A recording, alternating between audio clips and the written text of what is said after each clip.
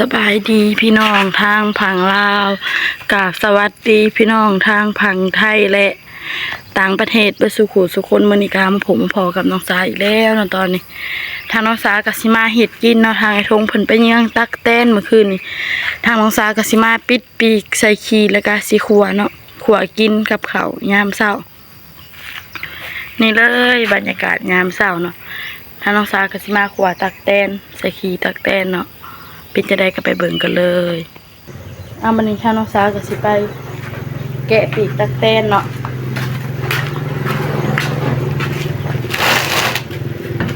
เอาสบายดีเด้อทางน้องสาวมาทางน้องสาวกาล่างถ้วยปัดกวดเทือนซานเนาะมาหอดเมื่อวานนี้ล่างถ้วยปัดกวดเทือนซานเลยบ่ได้พักผ่อนเนาะ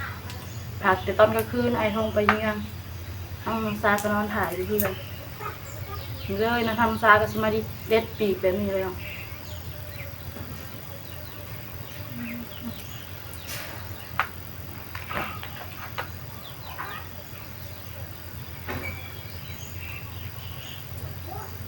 ใส่ขี้ตะกะเตนเต็มมือเนาะ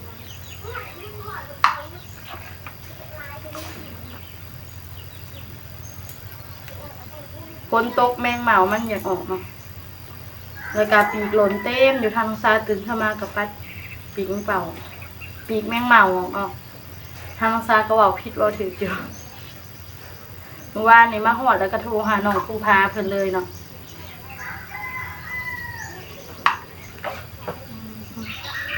ตอนนี้เรากำลังติดไพ่เนาะ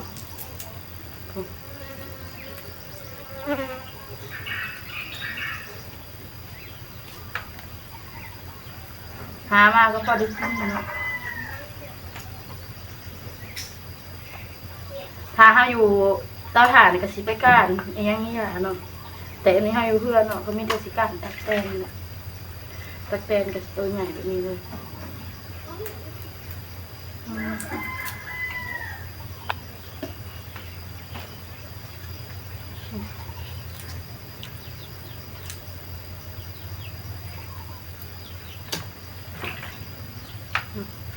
เด็ดตีนมันเนาะน้ำมันทำน้องซาเบิดเลยเนาะน้ำมันทอดนะเราสิขัวใส่น้ำมันหอมๆเราจะพักเทียมเคยเป็นงัวลงไปเนาะประมาณนี้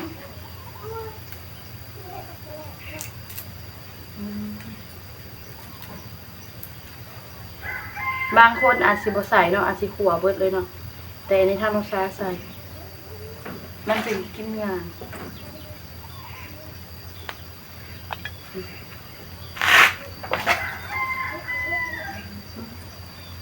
ตะกะแตนตัวน้อยก็มีแม่นบ่ตะกะแตน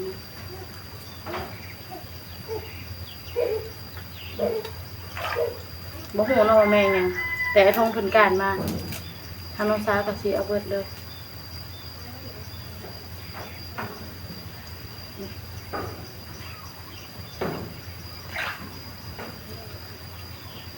ใส่กระสิโดนเลยเด้อ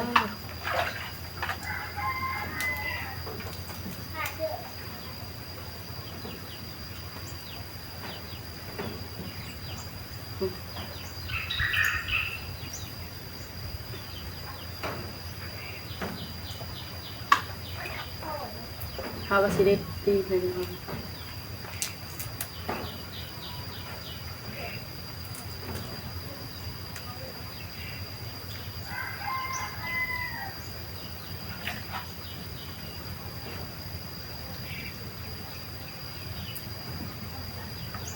นี่ได้นะดึงออกนี่เลย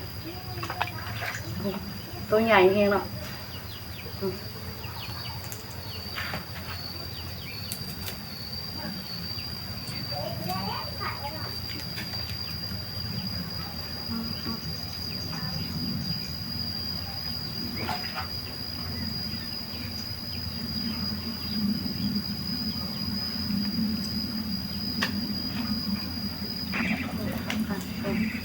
ตะกะเตนตัวผู้ตัวแม่อันนี้ทำความ เ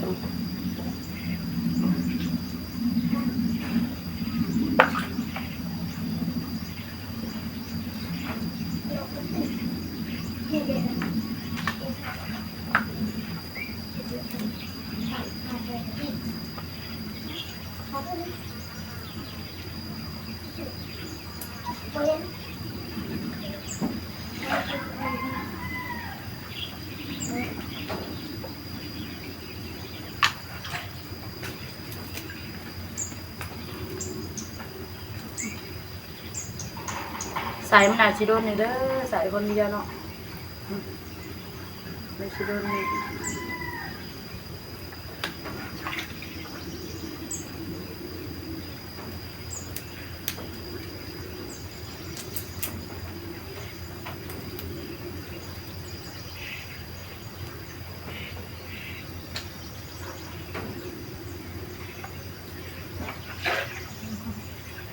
ใส่ยากเนาะ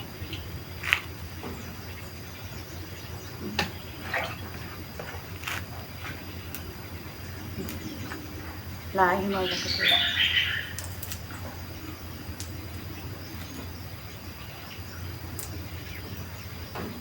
ตอนไอ้ทงหามาตอนนั้นทำน้องสาวขัวบนไอ้เนาะมันกินง่ายไม่ขี่เลยมันกินง่าย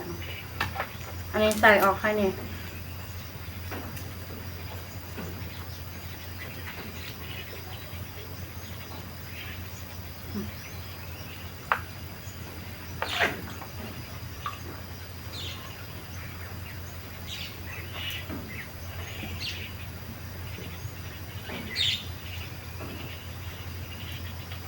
ก้นขาดแล้ว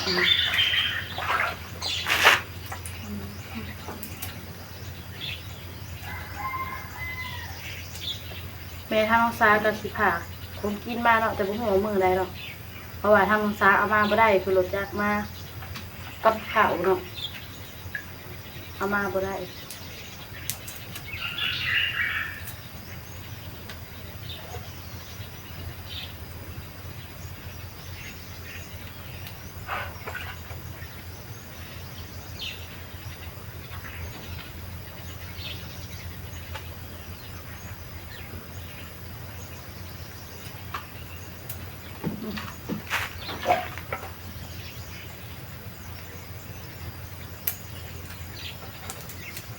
ใส่ไว้ชุดเลยมาสันนี่ใส่ออกเลยเนาะขาดเป็นขาดนอนใส่ขี่ตะกะแตน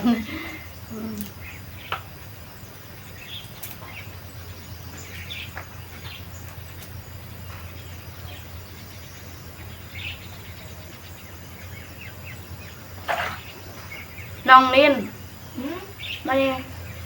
มาใส่ขีดตะกะแตนใส่เอื่อยไง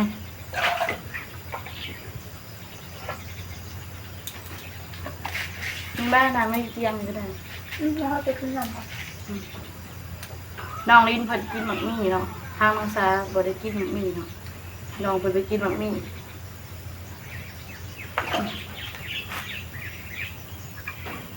หมักมี่ก็เขาอาหารเนาะเขาผ่ามาหั่น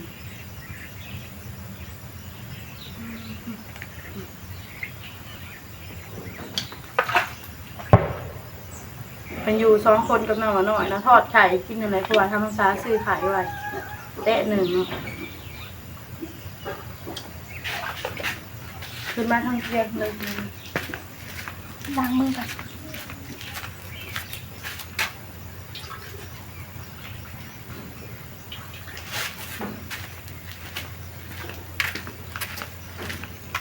แต่ชิโบราณเป็นไงครับจะดินอันนี้มันออกสบายดีไหมซีสบายดีเด็ดเองออกเด็ดค้างออกด้วยเมนแบบนั้นนี่เลยสิสอนเด็ดเองออกแกซีได้แล้วเนาะยังเหลือหน่อยเดียวหันน้องลินขึ้นมาสอยจังเลยไว้แต่ยามันไม่ขาดนี่เจ้าก็ใส่ขีดข้อเนาะนี่จะเก็บ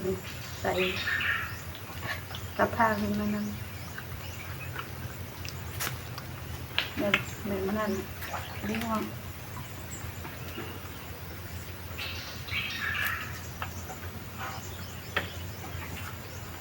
แมงมันหน่อยนิดนึง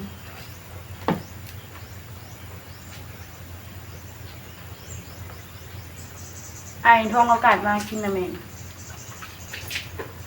กินได้ปะเดี๋ยวเคยกินนี่จริงค่ะเดี๋ยวเคยกินตักเต้แมงน้ำพ้นเนาะไอ้ทองอากาศพากับน้องลิน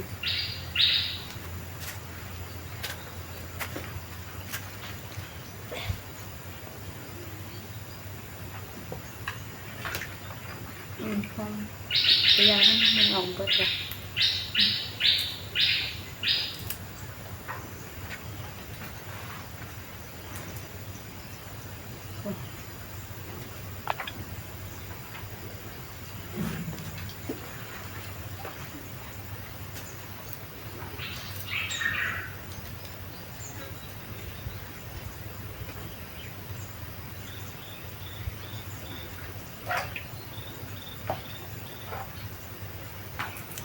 ยังเหลือแต่ตากระแตนตัวน้อยแล้วบัดนี้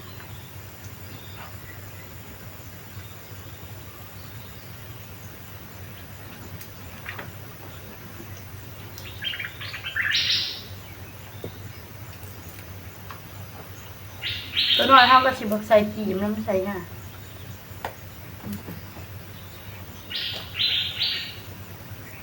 เบิดแล้วนะบัดนี้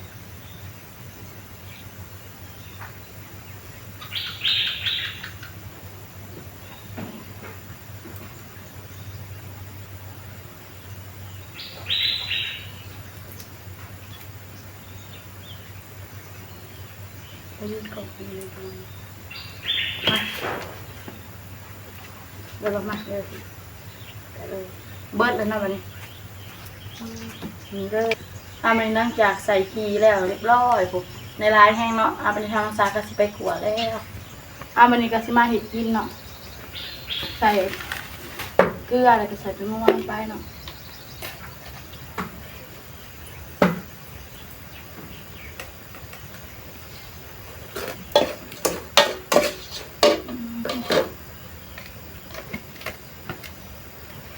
ว่าสิใส่น่ะเนาะว่าสิใส่น้ำมันบ่มีน้ำมันใส่น้ำตาลลงไปหอมกระเทียมเนาะ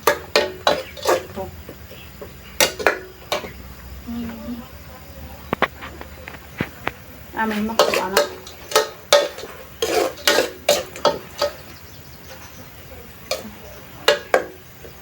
ขัวให้มันสุกเนาะแค่เดือดจะบน้องรีบเองสิให้น้องลิ้นเบิ่งกล้องให้น้อง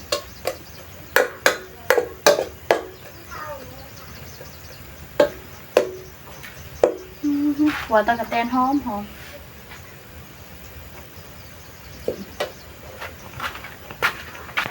มันไปหาเนี่ยมาหนังเนาะตะกะแตนปลาโถเลี้ยงเนาะเดี๋ยวอีกหน่อยมันจะเหี่ยวแล้วเนาะ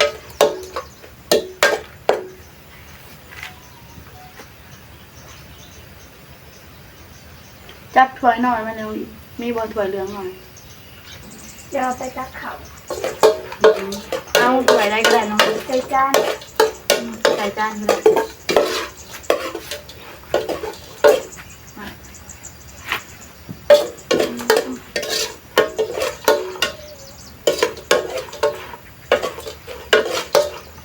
เริ่มแห้งแล้วนะมึง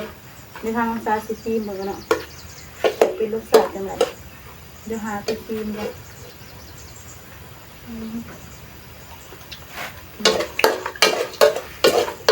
แซ่บมัน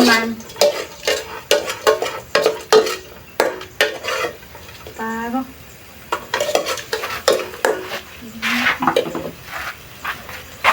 โอ้หัวหน้าปลาเริ่มเห็นแล้วกว่าตะกะแตนเลือดเนี่ย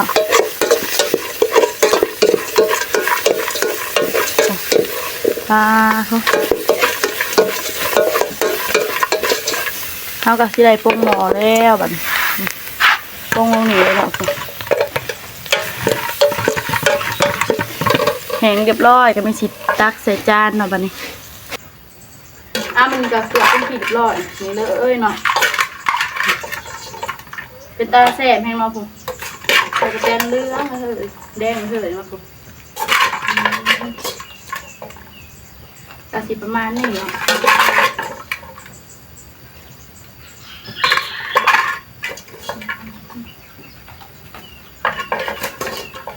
กะสิประมาณนี้เลยเนาะ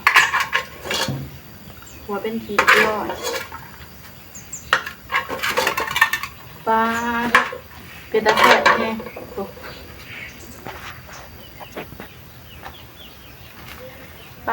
หอมเลยวะมันขัวเป็นทีเรียบร้อยเนาะฟูได้หลายแห้งเนาะกินขับเศร้าโดยมันทางน้องซากาสิได้จบคลิปเพียงเท่านี้พอกันในคลิปหน้าเด้อกราบขอบคุณทางเมฟซีเบอร์สุกุนที่เบิ่งคลิปของน้องซาตั้งแต่ต้นจนจบที่บ่ขามโฆษณาทางน้องซาว่าผิดพลาดประการใดก็ต้องขอโทษ